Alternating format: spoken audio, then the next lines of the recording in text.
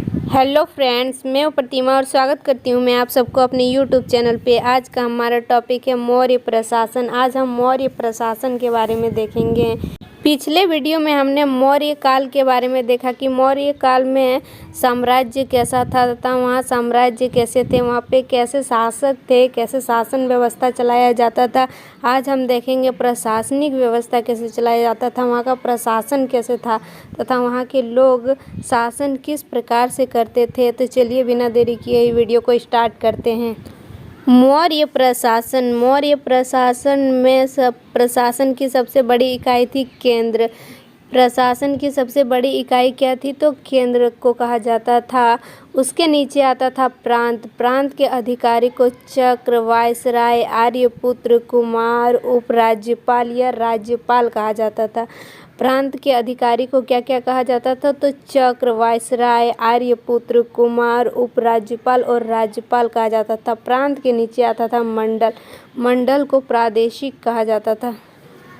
मंडल के नीचे आते थे जिला। जिला को विषय कहा जाता था और जिला के प्रमुख अधिकारी को विषयपति कहा जाता था। जिला को क्या कहा जाता था, तो विषय कहा जाता था और इसके प्रमुख अधिकारी को विषयपति कहा जाता था। जिला के नीचे आते थे स्थानीय। स्थानीय जो होता था वो 800 गाँव के मालिक होता था। स्थानीय के अधिकारी क्या होता था, तो 800 गाँव के मालिक होता था। और स्थानीय के नीचे आता था दोनमुख। दोनमुख जो होता था वो 400 गाँव का मालिक होता था। दोनमुख क्या होता था, तो 400 गाँव के मालिक होता था। दोनमुख के नीचे आता था खारवटिक। खारवटिक के अधिकारी जो होते थे वो 200 गाँव के मालिक होते थे। खारवटिक के अधिकारी कितने गाँव के मालिक होते थे, तो 200 गाँव के मालिक होते थे। खारवटिक के नीचे आता था संग्राहन। संग्राहन के अधिकारी जो होते थे वो 10 गांव के मालिक होते थे और इसके अधिकारी को क्या कहा जाता था, तो गोप कहा जाता था। संग्राहन के अधिकारी को गोप कहा जाता था। संग्राहन के नीचे आता था ग्राम।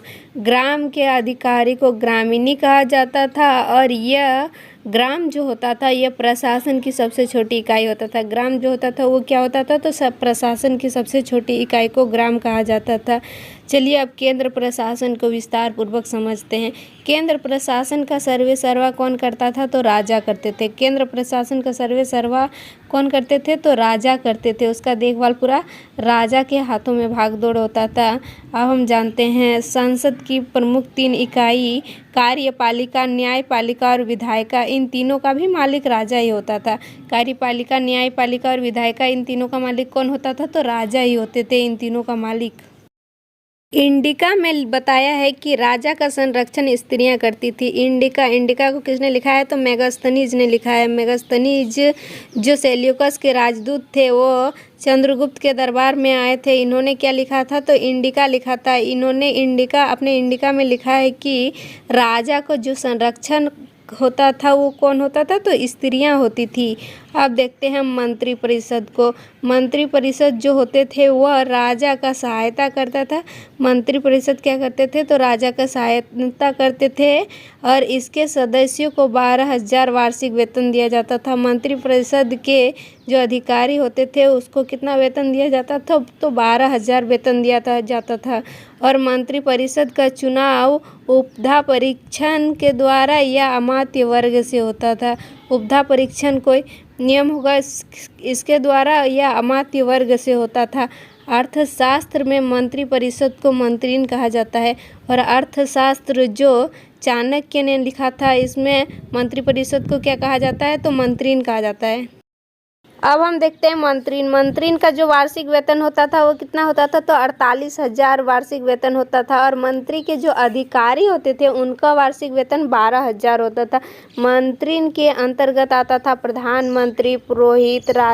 पुरोहित किसको कहा जाता था, तो राजा के धर्म गुरु को पुरोहित कहा जाता था। उसके नीचे युवराज, सेनापति, स्तनधाता किसको कहा जाता था, तो राज्य की कोषाध्यक्ष को स्तनधाता कहा जाता था। समाहर्ता, भू राजस्व के अधिकारी को क्या कहा जाता था, तो समाहर्ता कहा जाता था। कर वसूलने वाले अधिकारी को समाहर्ता कहा जाता था। अब हम देखेंगे महत्वपूर्ण अध्यक्ष। पहला है अकरा अध्यक्ष। मौर्य काल में अकरा अध्यक्ष खान पान विभाग के अधिकारी को कहा जाता था। भूजल खाने के प्रमुख अधिकारी को अकरा अध्यक्ष कहा जाता है। दूसरा नंबर है सीता अध्यक्ष। सीता अध्यक्ष किसको कहा जाता था? तो राज्य के कृषि अध्यक्ष को, जो कृषि विभाग का देखरेख करता था उसको क्या कहा जाता था? तो सीता अध्यक्ष।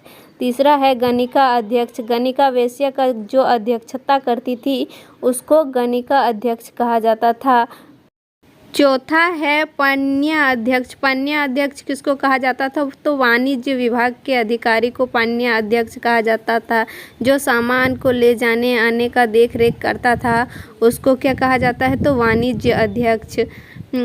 पांचवा है सूना अध्यक्ष। सूना अध्यक्ष किसको कहा जाता था? तो भूचड़ खाने के प्रमुख अधिकारी को सूना अध्यक्ष कहा जाता था। छठा है लक्षणा अध्यक्ष। लक्षणा अध्यक्ष किसको कहा जाता था? तो टकसाल के अधिकारी को लक्षणा अध्यक्ष कहा जाता था। जो सिक्के बनाते थे, सिक्के के जांच जो करते थे उसको क्या कहा जाता था? तो रूप दर्शन। आठवां नंबर क्या है? तो पोतवा अध्यक्ष। पोतवा अध्यक्ष किसको कहा जाता था? तो नाप तोल विभाग के अधिकारी को पोतवा अध्यक्ष कहा जाता था। अब हम देखेंगे मौर्य काल में प्रांतों की संख्या कितनी थी। तो मौर्य काल में प्रांतों की संख्या 5 था। सबसे पहले थे उत्तरापथ। उत्तरापथ की राजधानी कहाँ था? तो तक्षशिला। दूसरा नंबर है दक्षिणापथ। दक्षिणापथ की राजधानी स्वर्णगिरी। तीसरा नंबर है कलिंग। कलिंग की राजधानी तोसरी। चौथा नंबर है अवंती। अवंती की राजधानी उज्जैन। और पांचवा नंबर है प्राची। प्राची की राजधानी कहाँ था? तो पाटलिपुत्र। चलिए अब देखते हैं नगर प्रशासन को। नगर प्रशासन का उल्लेख कहाँ से मिलता है? तो इंडिका से मिलता है। मेगास्थनीज की इंडिका में नगर प्रशासन का उल्लेख सर्वप्रथम मिला है, जिसमें एस्ट्रोनोमोई नगर अधिकारी को कहा गया है और एग्रोनोमोई जिला के अधिकारी को कहा गया है। इंडिका में एस्ट्रोनोमोई कहा गया है नगर के अधिकारी को, और इंडिका में जिला के अधिकारी को क्या कहा गया है? तो एग्रोनोमोई कहा गया है। चलिए अब देखते हैं अर्थशास्त्र में क्या कहा गया है। अर्थशास्त्र में नगर के अधिकारी को नागरिक कहा गया है। अर्थशास्त्र में क्या कहा गया है? तो नगर के अधिकारी को नागरिक कहा गया है, जिसमें समितियां 6 और सभी समितियों में 5-5 करके सदस्य है। कुल मिला के 30 सदस्य है। अब देखते हैं हम समिति को। पहली समिति है शिल्पकला समिति। दूसरी समिति है विदेशी समिति। तीसरी समिति है जनसंख्या समिति। चौथी समिति है उद्योग समिति। और पांचवी समिति है वस्तु निरीक्षण समिति। और छठा समिति है कर समिति।